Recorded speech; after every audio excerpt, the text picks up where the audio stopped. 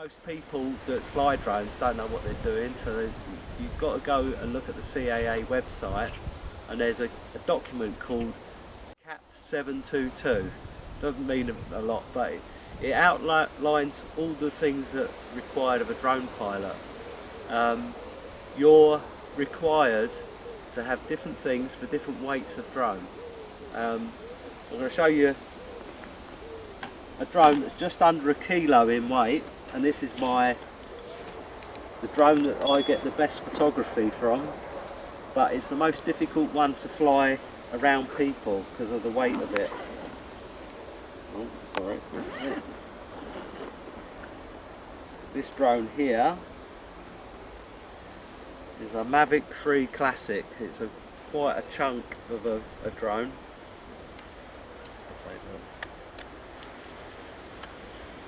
I've taken this one to the Dominican Republic. When you saw that film that I did with the fisherman in it, hang on, let's take these ones out. And I don't get to fly it very often, and it'll become clear why. Right. It's 960 grams. Now, anything over 250 grams requires you to fly it more than 50 metres away from people, uninvolved people. Now I can fly over your heads because you're involved. You're involved with me showing you this demo.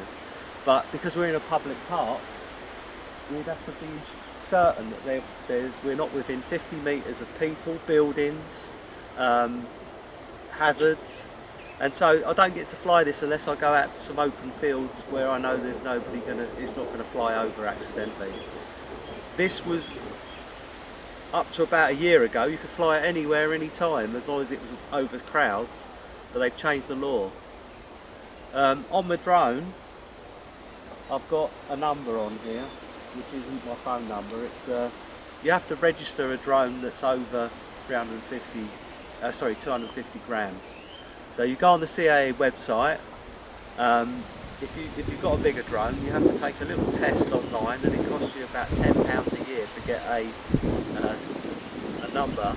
And there's two things. It's an operator ID, and the other one's a flyer ID. Now you need a flyer ID for a big drone, and you only need an operator ID for a tiny drone, which I'll go through what that involves. But this one, it's got a Hasselblad lens on it, Hasselblad camera, and it's 5.8K the image. So, and up to about I think it's about 14 gigabyte for the image, like if you'd like to get from a stills camera. But we're not flying this one. Can't fly it here. So we're working backwards of the things. So I've got lights and things I can put in there to fly them at night.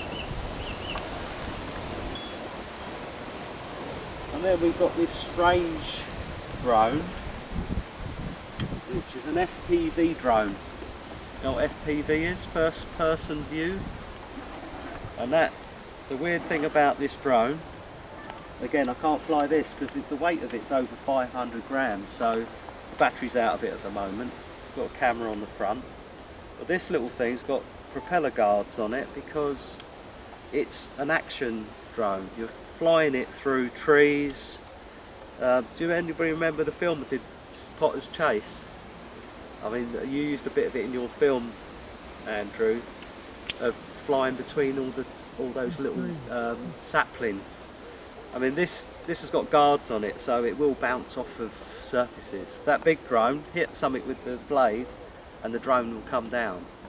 Oh, the other thing I should mention is they're all quad drones. They've got 4 blades, and the importance of 4 blades is that it keeps it perfectly steady. They all work in a diagonal fashion.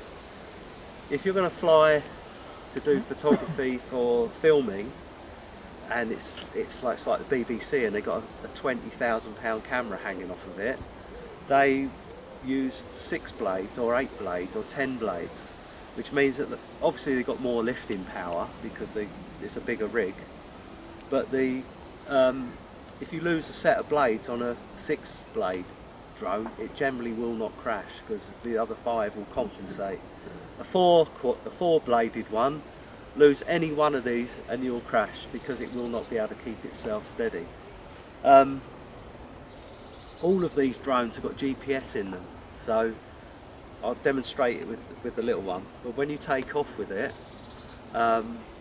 it will hover at whatever height you leave it at. If I take my hands off the controls, it will just stop where it is and just sit there waiting for me to tell it what to do. It's locked onto satellites. But the other thing about this, it comes with like a controller like you would on a game controller. But the other thing it comes with, this is why it's called an FPV drone. It's a first-person view drone, just like a video game. It comes with this little set of goggles.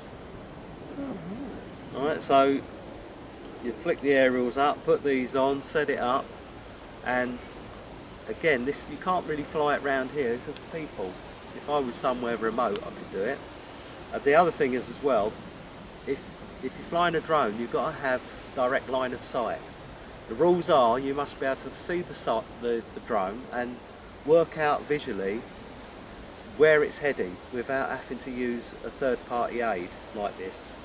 And so therefore, to comply, you'd have to have a spotter with you. You'd have to have another person. This is the sort of the drone I take on holiday most of the time now, because around the world they're having the same issues with. And now we're into the 250-gram drone, and you're thinking it's tiny. It is tiny. So the reason it can fly anywhere is so it doesn't hurt people. It hit you with a blade, you'd know about it, but it wouldn't like kill you. That big one falling out of the sky could total you. The other thing with it is instead you can get a controller with it that's got put your cell phone onto, and it comes with it, or you can get an updated controller. And this one's got a bigger screen on it and it works at a greater distance. But anyway, the thing about the it has to be below 250 grams to use. And this can be used here in the park because it's allowed to be flown anywhere on public land. But it doesn't mean to say you can take off from public land, but you can still fly over private property. This is the thing about the law, right? People think you can't fly a drone over a public place. Oh, all right, I can see you now. You can fly it over. It's not advisable. I wouldn't fly it over your house, for example, because it's privacy, right? But that's my personal preference. But there's nothing legally stopping you do that. People get annoyed about it, so that's why I don't do it. And I definitely, you can't use it to go up to bedroom windows and that, because then the police would be more interested in that sort of thing. But the thing about the camera, that tiny little camera there is 4K, right? It's 4K imagery. It's, the projector that we've got in the club is 1080p, which is, so it's adequate for the film club. I've put all these bits and pieces on the drone for my own. I'll keep everything tidy. Some people don't bother, they just throw it in the bag. Again, it's draw a box round Andrew there. Now to stick out, that's locked on it. Right, it should follow you now, I think. It's tracking you, I think, sideways, not in follow. But it's going to follow you. Let me change the settings on here. That's quite impressive though, isn't it? Way it tracks from you. Yeah, it's following you now. Yeah. Big brother. Yeah, it's good.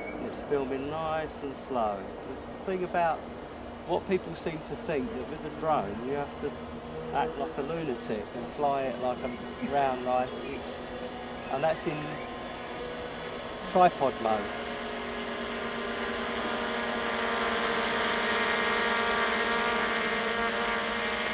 And you can use it like a tripod. You said you could circle around